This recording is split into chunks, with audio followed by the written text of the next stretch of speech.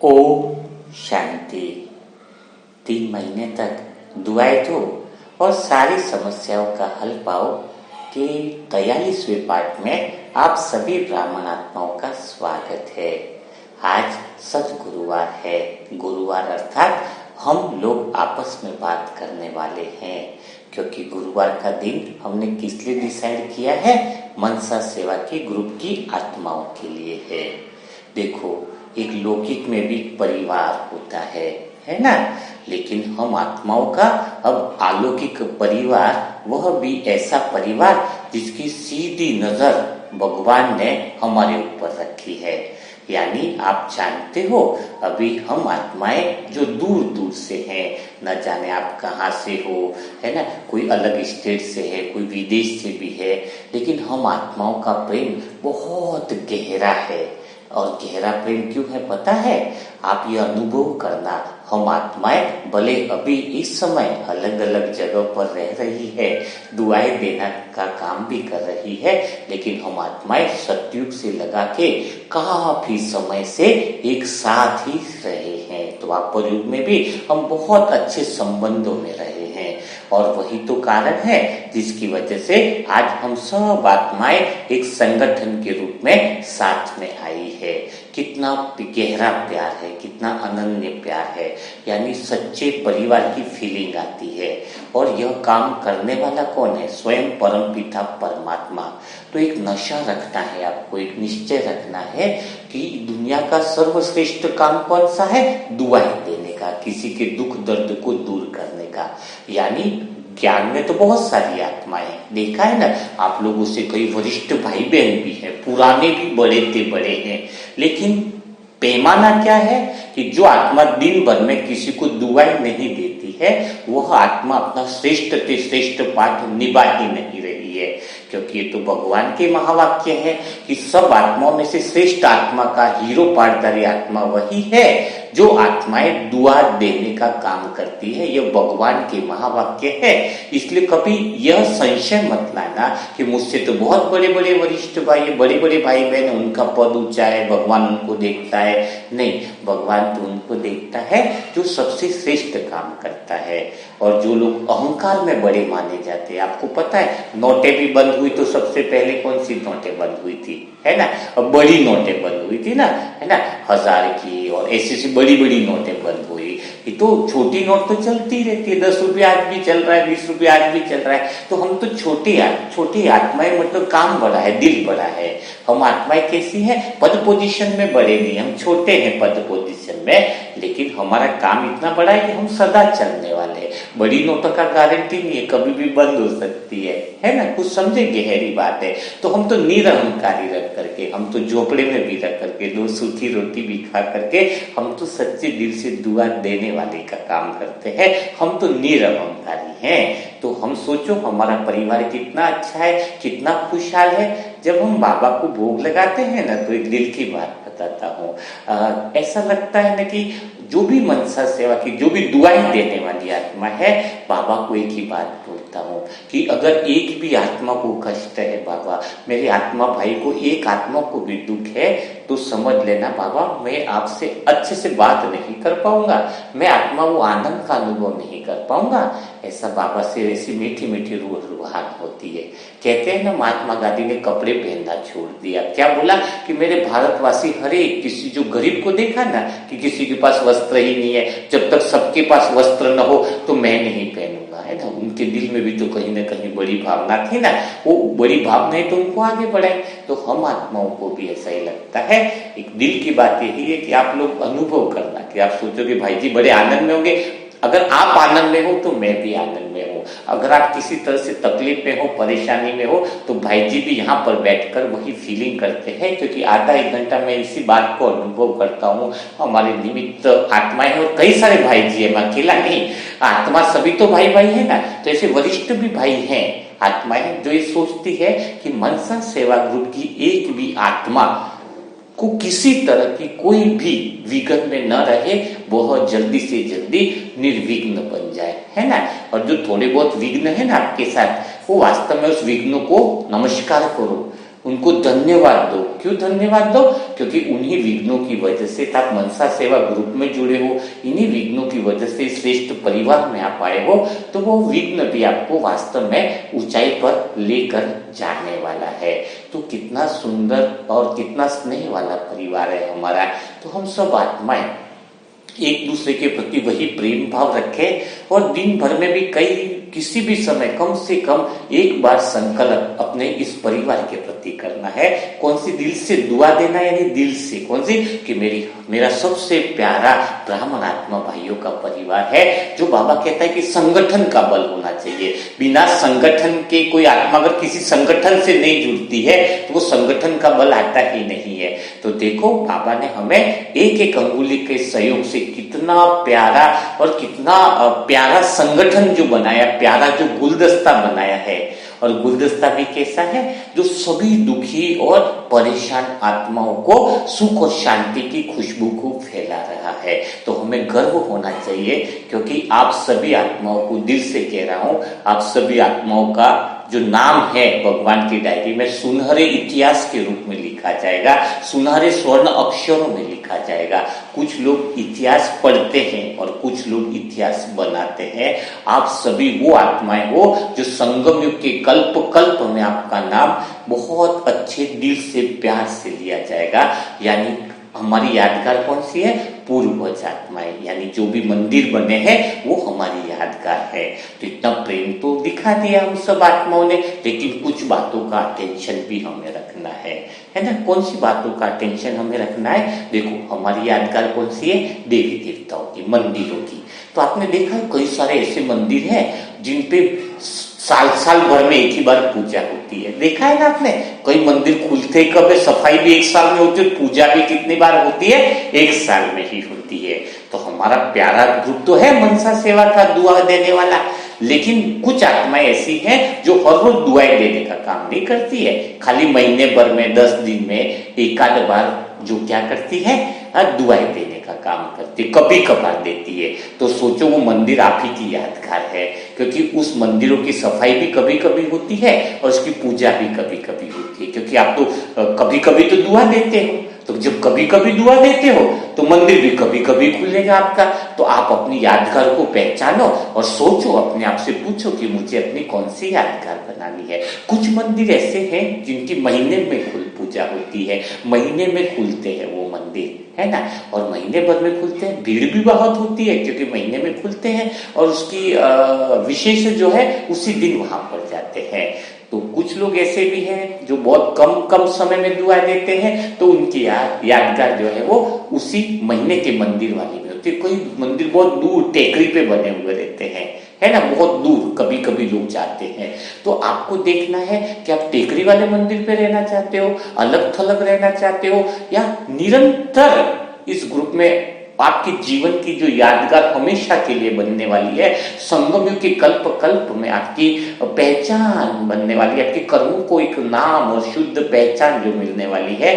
तो क्या डेली दुआओं देने वाले में हो आप? जो आत्माएं डेली दुआएं देती है, डेली एक अच्छा कर्म करती है, डेली अपना श्रेष्ठ कर्म श्रेष्ठ भाग्य अपना जमा करती है, उनकी पूजा भी विधिवत होने वाली है।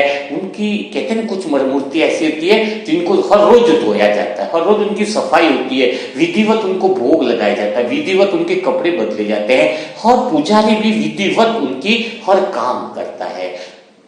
तो जो आत्माएं कौन है ऐसी? कुछ आत्माएं देखिए ना, मंदिर में 3 बजे अमृत वेला में ही वो मंदिर खुल जाता है, उसी समय प्रांगण की सफाई हो जाती है। तो ऐसी कौन सी आत्माएं हैं? ऐसी किसी आत्माओं की यादगार है जो ऐसे मंदिर बने हैं? वो आत्माएं हैं जो, कौन सी आत्मा है?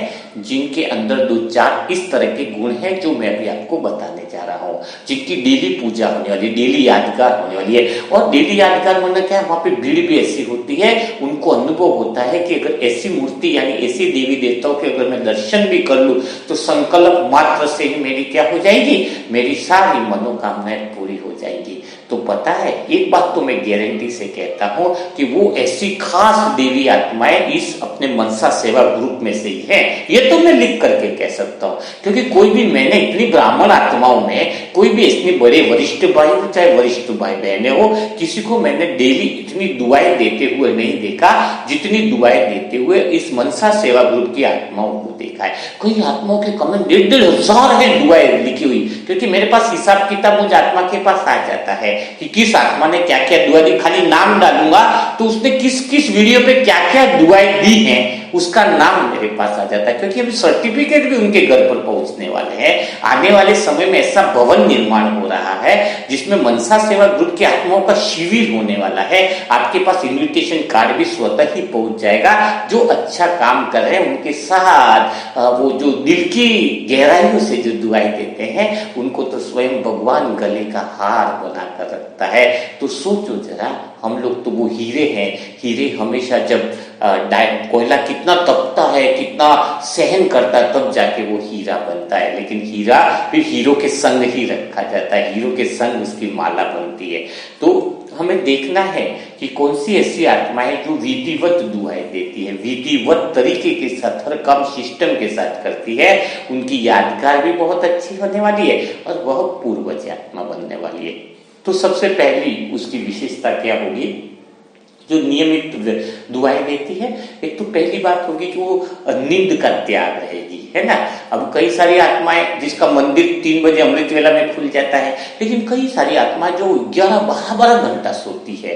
अरे 12 घंटा सोती है तो आप साल भर में अगर देखा जाए तो कितना आपका घंटा सोने में हो गया। और 12 इंटू अगर 11 घंटे भी सोते तो लगभग इसको एवरेज मानेंगे तो आपके 4 से 5 महीने तो आपके सोने में ही निकल गए। आप क्या कर्म क्या करोगे? आप श्रेष्ठ भाग्य कैसे बनाओगे? आपके 4-5 महीने 6 महीने सोने में निकल जाते हैं। एक्चुअली में ओरिजिनल जो कुंभकर्ण है वो यहाँ की यादगार है ब्राह्मण आत्माओं की। इस बात को कोई जानता नहीं है। कुंभकर्ण को बस बताते हैं अज्ञानी आत्माएं सोई हुई हैं, अज्ञानी आत्माएं, इनको पता नहीं है। अरे भगवान नहीं पता, उनको तो वैसे ही नहीं पता है, पर तो भगवान के ज्ञान में रहते हुए तुम लापता हो, उसका क्या है? वही कुंभकर्ण है। साल भर में 5 महीना 6 महीने तो तुम लोग सोए रहते हो। तो सोना क्या है? मम्मा की तरह 3-4 घंटे की नींद। 12 बजे सोइए तो भी 2 बजे उठने का नियम मम्मा का था। 2 बजे उठना ही है। वो बोले कि मेरा ऊपर से परमात्मा मेरे घर पर आ रहा है और भला मैं इस वीआईपी इस मेहमानों के चक्कर में क्या मैं 2 बजे नहीं उठूं? उनके लिए मैं लेट सो सकती हूँ तो भगवान के लिए क्या जल्दी उठ नहीं सकती? यह होता है श्रेष्ठ आत्माओं का नियम। तो इतनी नींद का जो है वो अच्छी विधिवत दुआएं देने वाली जो आत्माएं होती है उनके अंदर नींद का त्याग रहेगा। यह पहली विशेषता है। ठीक है, आप अपने आप को चेक करो कि आप कौन से ग्रुप में किस तरह की पूर्वज आत्मा हो। दूसरी विशेषता क्या रहेगी? इंडिपेंडेंट रहेंगे। इंडिपेंडेंट यानी क्या होता है? कई लोगों का फैशन चल रहा है ना कि पैसे में इंडिपेंडेंट हो जाओ। पत्नी कहेगी मैं तो अपना सेल्फ कमाऊंगी, बेटा कहता मैं खुद पैसों में इंडिपेंडेंट रहूंगा। अरे भाई, तुम सारी चीजों में इंडिपेंडेंट हो रहे हो तो खुशी भिखारी की तरह क्यों मांगते हो? तू मुझे खुशी दे दे, तू मुझे अच्छे से बात कर, तू मुझे खुशी दे दे। तो हर पैसों में इंडिपेंडेंट, बाकी चीजों में इंडिपेंडेंट हो रहे हो, लेकिन खुशी के अंदर इंडिपेंडेंसी जो है वो मनसा सेवा के ग्रुप की विशेष आत्माएं जो दुआएं विधिवत करती है उनके ऊपर रहेगी। वो किसी पर निर्भर नहीं रहेंगे, खुशी के लिए निर्भर नहीं रहेंगे।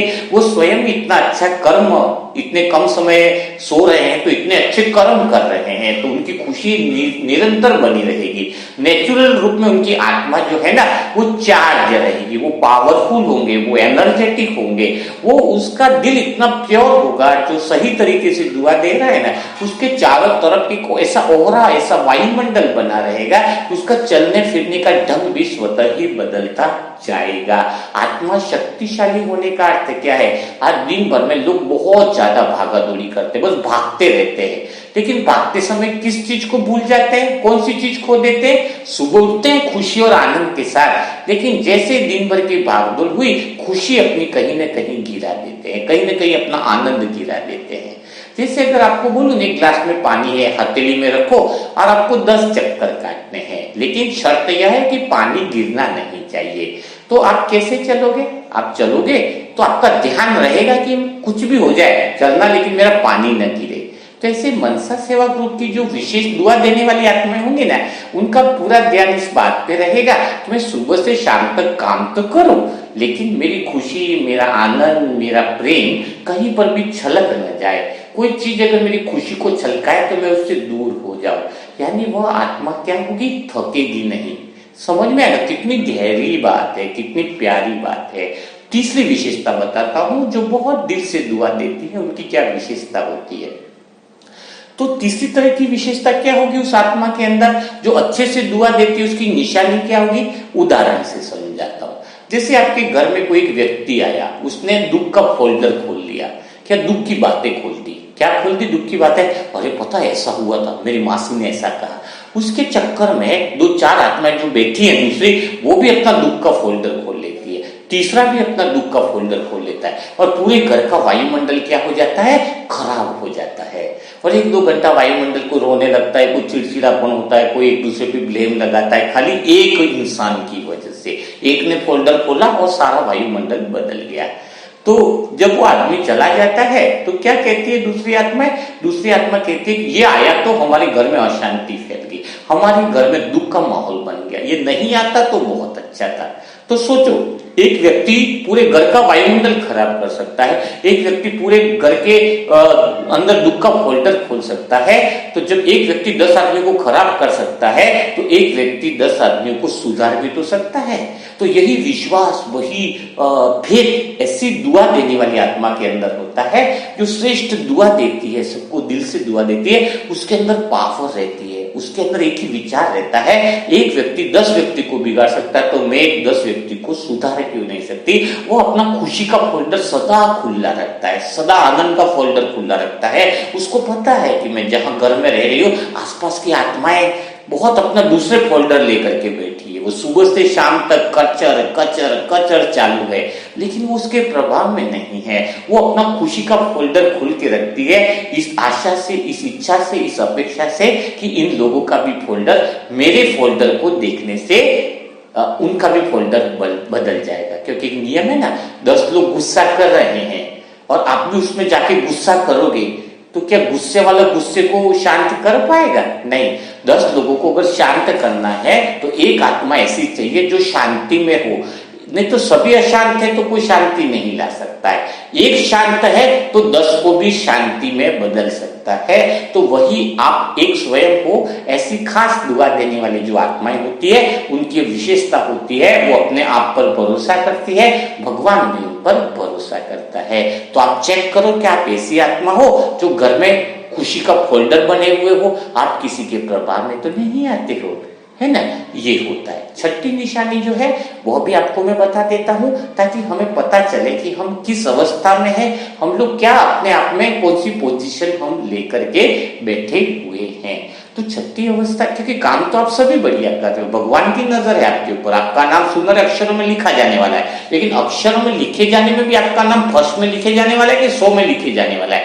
बहुत सारी बातें यहाँ पर चल रही है, नहीं तो कल पता चलेगा कि हमें बताया नहीं, हम भी कुछ ऐसा काम कर जाते, है ना। तो नींद को त्याग हो ऐसा करना। तो लास्ट पे जो एक विशेषता और बताना चाह रहा हूं मैं, वो विशेषता कौन सी है, उसको किसी के व्यवहार, उसको एक चीज की नॉलेज रहेगी दुआ देने वाली आत्मा को। क्या कि जैसे अगर अभी आप जहां पर भी जो भी आत्माएं सुन रही हैं इस समय, अगर आपको दूसरे के व्यवहार से गुस्सा आता है, दूसरा आपको गाली बकता है, आपका डिस्टर्ब हो जाते हो, दूसरा आपका अपमान करता है, आप डिस्टर्ब हो जाते हो, दूसरा कोई क्रिटिसाइज करता है, आप डिस्टर्ब हो जाते हो, दूसरा कोई आपकी बुराई करता है, अगर आप डिस्टर्ब हो जाते हो, तो अभी तक जो खास दुआ देने वाली आत्माएं हैं, जो क्वालिटी चाहिए उसमें सुधार करने की आवश्यकता है। क्या सुधार करने की आवश्यकता है कि क्यों आपको डिस्टर्ब नहीं होना है, किसी के भी व्यवहार का असर आपके ऊपर पड़ना नहीं चाहिए। क्यों नहीं पड़ना चाहिए, इसका तरीका समझो, इसकी बात को समझो। कैसे? जैसे उदाहरण के लिए आप एक जगह खड़े हो, आप अकेले हो, आपके सामने किसी ने आपको अपमान किया, बुराई किया, उल्टा सुनते आपके बारे में बोला, तो क्या वो उल्टा बोल रहे तो भी आप क्या उनको दुआएं दे पाओगे? क्या वो आपका क्रिटिसाइज कर रहे तो भी आप उनकी तारीफ कर पाओगे? क्या वो आपके लिए कुछ बहुत भला बुरा बोल रहे हैं तो भी आप उनके लिए सम्मान की दृष्टि से देख पाओगे? जब ये कर पाओगे तो समझ लेना आपकी दुआ सेकंड में काम करेगी, आप जो बोलोगे वो सफल हो जाएगा, अगर ऐसी स्थिति आप बना लेते हो। तो अब आप ऐसी स्थिति बनाना बहुत आसान काम है, मुश्किल नहीं है। तो आपको क्या करना होगा, 2 बातों का काम करना होगा, 3 बातें आपकी बुद्धि में रखनी होगी। कौन सी बात, कि देखो आपका व्यवहार आपके ऊपर निर्भर करता है। कैसे, विचारों का निर्माण, आपके विचारों का निर्माण कौन करता है, आप खुद करते हो। आपका स्वभाव का निर्माण कौन करता है, आप खुद करते हो। आपका व्यवहार का निर्माण कौन करता है, आप खुद करते हो। तो आप गुस्सा कर रहे हो और आप बोलते हो अगर कि मुझे इसकी वजह से गुस्सा आया, मैं इसकी वजह से डिस्टर्ब हुई, मैं उसकी वजह से हुई, तो आप बहुत गलत दिशा में जा रहे हो। यहां पर आपको क्या जिम्मेदारी लेनी है। अगर मुझे गुस्सा आया तो मेरी जिम्मेदारी है, अगर मैं डिस्टर्ब हुआ तो किसी और की वजह से। ये बहुत गलत बिलीफ सिस्टम आपने बना रखा है। अगर मैं डिस्टर्ब होता हूं तो मेरी वजह से होऊंगा। कैसे, क्योंकि मेरा व्यवहार मेरे हाथ में है। मैं शांति से बोलूं, ये मेरा व्यवहार करने का तरीका है। सामने वाला किसी चीज को गुस्से में रेस्पॉन्स कर रहा है, वो उसका तरीका, उसकी गाड़ी अलग है, मेरी गाड़ी अलग है। मैं अपनी गाड़ी को भूलकर, अपने स्वभाव को भूलकर उसका स्वभाव क्यों अपना। उसका नेचर है हर बात में गुस्सा करना, उसका नेचर है हर बात में निंदा करना, उसका नेचर है हर बात में बुरा बोलना, ये उसका स्वभाव है। मेरा व्यवहार कैसा है, मेरा व्यवहार मेरे हाथ में है। मेरे व्यवहार में उसके व्यवहार का प्रभाव कैसे पड़ सकता है। मेरा व्यवहार, मैं जो विचार करूंगा वो मेरे हाथ में, मैं जो रेस्पॉन्स दूंगा वो मेरे हाथ में। मैं चाहूं शांति का दूं, मैं चाहूं प्यार से बात करूं, जो रेस्पॉन्स चॉइस करूंगा, चॉइस मेरे हाथ में है। अब आपके हाथ में चॉइस है कि आप उसको गुस्से से रिप्लाई करो, आपके हाथ में चॉइस है कि आप इसको प्यार से रिप्लाई करो। फिर आपके हाथ में जब चॉइस है तो आप इस चीज के व्यवहार के लिए दूसरे को जिम्मेदार कैसे ठहरा सकते हैं। जैसे मैं आत्मा, कोई मुझे गुस्सा से बोलेगा, कोई मुझे कैसा बोलेगा, तो मेरा ध्यान स्वयं पर है कि भाई मुझे तो अपना रेस्पॉन्स प्यार से ही देना है, मुझे तो अपना रेस्पॉन्स शांति से ही देना है, मुझे तो परमात्मा के परम प्रेम में सेंटर पॉइंट में स्थित होकर ही मुझे अपना रेस्पॉन्स देना है। मेरे व्यवहार के लिए मैं खुद जिम्मेदार हूं। मेरे को भला कोई किसी के और का व्यवहार गुस्सा दिलाएगा, इसका मतलब यह हुआ कि मैं उसके व्यवहार का गुलाम हूं। इसका अर्थ क्या हुआ, अगर आप दूसरे के व्यवहार से परेशान होते हो, आप दूसरे की आदतों से परेशान होते हो, दूसरे के स्वभाव संस्कार से परेशान होते हो, यानी आप दूसरों के गुलाम हो। दूसरों के जब आप गुलाम हो तो राजा कैसे बनोगे, और राजा नहीं बनोगे तो फिर दुआएं इतनी अच्छे से काम कैसे करेगी। तो आज कुछ बातें आपको सिखाई गई है। इस सप्ताह में आपको यह कोशिश करनी है कि कोशिश नहीं, कोशिश शब्द फिर हो जाता है, आप कर ही लोगे, होना ही है, हुआ ही पड़ा है। कहो कोशिश करोगे तो फिर कभी होगी नहीं, वो हार ही जाओगे। कर ही लोगे आप, क्या कर लोगे कि आज से सप्ताह भर के लिए आपको काम दिया जा रहा है कि दूसरे का व्यवहार के आप गुलाम नहीं बनोगे। पूरे सप्ताह चेक करोगे, मेरा व्यवहार मेरे हाथ में है, मैं कैसे लोगों को रेस्पॉन्स करूं वह मेरे हाथ में है ना। तो इसी तरीके से हमें इस बातों का ध्यान रखना है। आप सभी आत्माओं ने शुद्ध रीति से परमात्मा को भोग लगाया है। सतगुरुवार है तो परमात्मा डेफिनेट सबके शुद्ध संकल्प को पूरा करने वाला है। भगवान से हमने घंटों घंटों भोग यानी शुद्ध संकल्प का विशेष भोग होता है। तो परमात्मा से विशेष रूप से बताया गया है, विशेष रूप से मेरे दोस्त से, मेरे साजन से, मेरे बाबा से ऐसी सच्चे दिल से बात करिए कि मीठे बाबा होना ही है। सब आत्माओं ने जिस संकल्प से भोग लगाया उन सब आत्माओं की शुद्ध मनोकामनाएं पूरी आपको करनी ही है। बाबा को भी मैं प्यार से बोलता, बाबा कोशिश मत करना, पूरी करनी ही है। बाबा हम बच्चों से आशा करता है, होना ही है, हुआ ही पड़ा है, तो हम भी अपने बाप से आशा करते हैं बाबा इन सभी आत्माओं की, मनसा सेवा ग्रुप की आत्माएं जो इतना अच्छा काम कर रही है उनको विघ्न मुक्त होना ही है। वो जिस संकल्प से दुआ दे रहे हैं उनकी शुद्ध संकल्प पूरा होना ही है, हुआ ही है।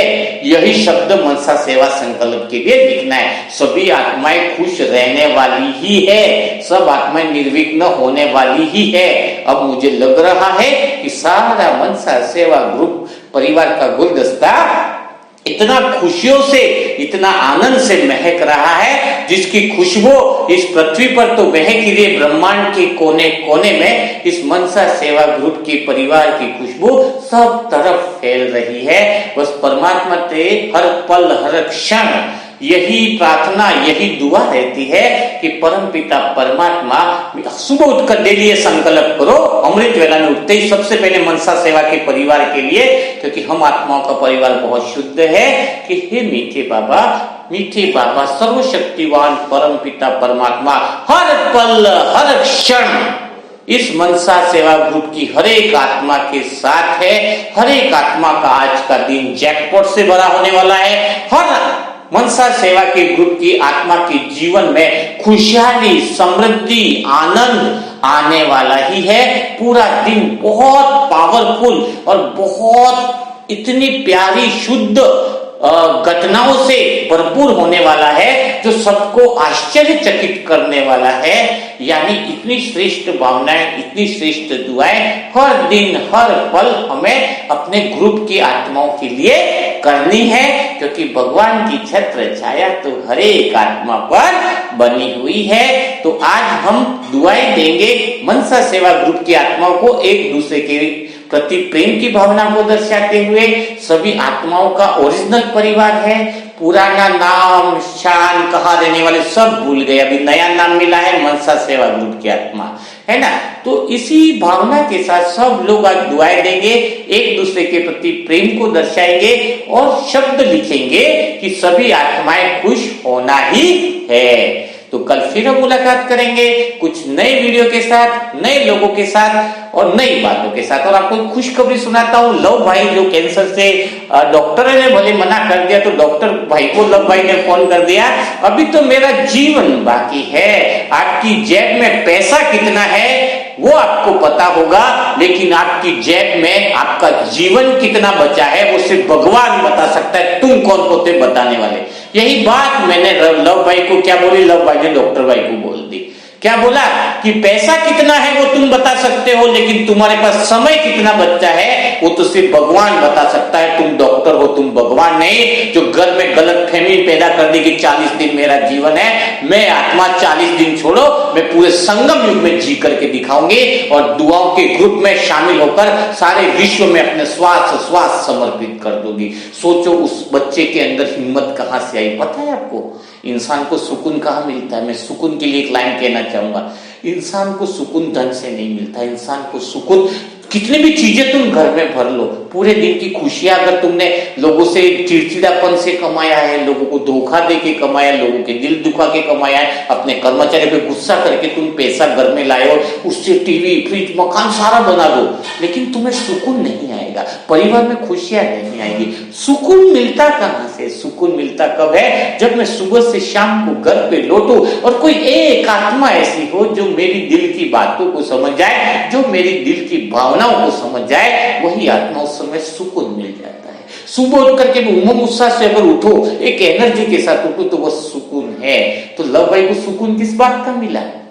आप लोगों ने इतना प्रेम दिया है उसको, इतना प्रेम दिया है कि उसका मन एकदम शांति और शक्ति के साथ भर गया कि कोई मुझसे इतना प्यार से बात करता है, कोई मेरे को इतना सारा समझता है, कोई मुझे इतना अपना मानता है। वो सुकून ही जो है उसके शरीर में नई सेल का निर्माण कर रहा है। उसकी शरीर में सेल्स बनना जो बंद हो गया है, अब नई सेल्स का निर्माण हो चुका और होने वाला ही है। इसीलिए इसी शुद्ध भावना के साथ, इसी शुद्ध विश्वास के साथ हमें मजबूती रूप से खड़े रहना है। हमारा पाव मनसा सेवा ग्रुप का पाव है, वो अंगद का पाव है। ताकत पाव में नहीं थी, ताकत उसके विश्वास में थी कि दम हो तो ये पाव किसको उठा लो, पाव को उठा लो। बड़ी सभा में कह दिया अंगद का पाव को उठा लो, तो मनसा सेवा ग्रुप का पाव जहां पड़ जाए और बोल दे सारी दुनिया उसको बोले कि नहीं हो सकता, लेकिन हम आत्माओं का अंगद का पाव है, क्योंकि उसमें बल भगवान का है। दम हो तो उठा के दिखाओ। तो ऐसी उमंग उत्साह के साथ कल फिर मुलाकात करेंगे नए वीडियो के साथ। तब तक के लिए सभी भाई बहनों को ओम शांति।